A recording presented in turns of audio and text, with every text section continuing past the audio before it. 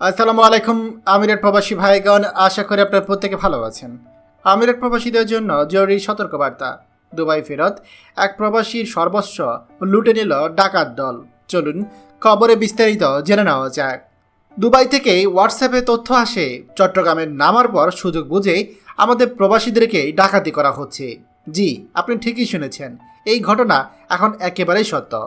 প্রবাসী যাত্রীরা কে কখন দেশে ফিরবেন, চট্টগ্রামের শাহ আমানত বিমানবন্দরে কোন ফ্লাইটে কখন নামবেন, হোয়াটসঅ্যাপে এইসব তথ্য দুবাই থেকে এক সদস্যের মাধ্যমে চট্টগ্রামে সংগ্রহ করতেন সৈয়দ মুজিবুল হক। এরপর বাকি ডাকাত দলের সদস্যরা মাইক্রোবাসে করে প্রবাসী সিএনজিকে অনুসরণ করে প্রতিবদ্ধে সুযোগ বুঝে ডাকাতি চালায়।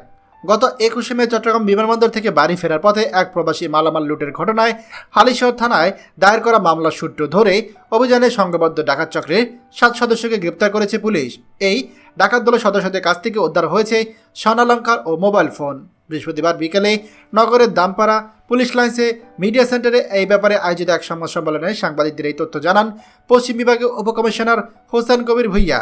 সংবাদ সম্মেলনে পুলিশ জানায়, 21শে জুলাই সকালে দুবাই ফেরত মোহাম্মদ শামসুদ্দিন বিমানবন্দর থেকে সিএনজি নিয়ে হালিশহর থানার সাগরপাড়া লিং রোড বারুইঘাটস্থ ডগিরখাল ব্রিজের কাছে পৌঁছালে একটি কালো রঙের মাইক্রোবাস সিএনজি গাড়িটিকে চাপা দিয়ে থামিয়ে দেয়।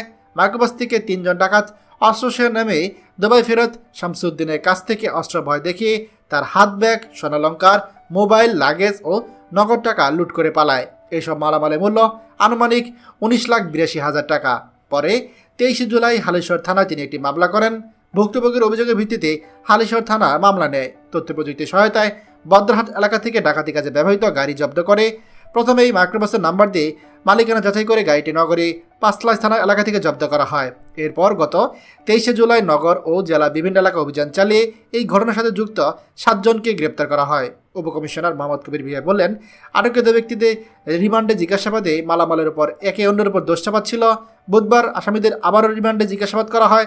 তারা জানায়, মামলার ঘটনার পর আসামি আলিম হালাদার জাবেদ এবং মোহাম্মদ হাসান ও পলাতক আসামি সাদ্দাম ও রাসেল চন্দ্রগাঁও থানাধীন পাঠানিয়া এলাকার একটি দোকানে ছিনতাইকৃত স্বর্ণালঙ্কার বিক্রি করে পরে টাকা নিজেদের মধ্যে ভাগাভাগি করে নেয়।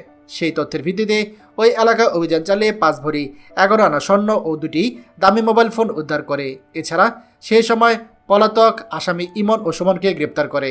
এই ঘটনায় এখনও পলাতক রয়েছে চালক সাদ্দাম ও রাসেল। প্রিয় আমিরাত প্রবাসী ভাইগণ, আপনারা আশা করি প্রত্যেকে এই বিষয়টা বুঝতে পারছেন যে বিমানবন্দরে কত বড় চক্র রয়েছে। আপনারা প্রচুর প্রবাসীরা যারা বিদেশ থেকে আসেন তাদেরকে টার্গেট করে এই বিমানবন্দর কেন্দ্রিক ডাকাত চক্র তারা কিন্তু সক্রিয়। তাই চেষ্টা করবেন দিনের বেলায় যাতায়াত করার জন্য। আর যদি দিনের বেলায় যাতায়াত করেন অবশ্যই সাথে ব্যাকআপ লোকজন রাখবেন এবং কোনোভাবেই যেন আপনার এই তথ্য অন্য কারোর সাথে শেয়ার না করুন। এবং বিমানবন্দরে কেউ যদি সন্দেহজনকভাবে ঘোরাফেরা করে আপনার ছবি বা আপনার ব্যাপারে তথ্য জিজ্ঞাসা করে সেটাও কারোর সাথে শেয়ার করবেন না। এটা খুবই গুরুত্বপূর্ণ। দয়া করে ভিডিওটি আমাদের সকল প্রবাসীদের সাথে শেয়ার করুন। আর আপনি যদি আমাদের এই চ্যানেল নতুন হয়ে থাকেন অবশ্যই আমাদের চ্যানেলটিকে সাবস্ক্রাইব করুন প্রবাসীদের সকল গুরুত্বপূর্ণ খবরাখবর সবার আগে পাওয়ার জন্য। ধন্যবাদ সবাইকে। আমাদের সকল ভিডিও আপডেট সবার আগে পেতে আমাদেরকে সাবস্ক্রাইব করুন। সাবস্ক্রাইব করতে সাবস্ক্রাইব বাটনে ক্লিক করুন এবং বেল আইকনটি চাপুন যাতে আমাদের কোনো লেটেস্ট ভিডিও আপনি মিস না করুন।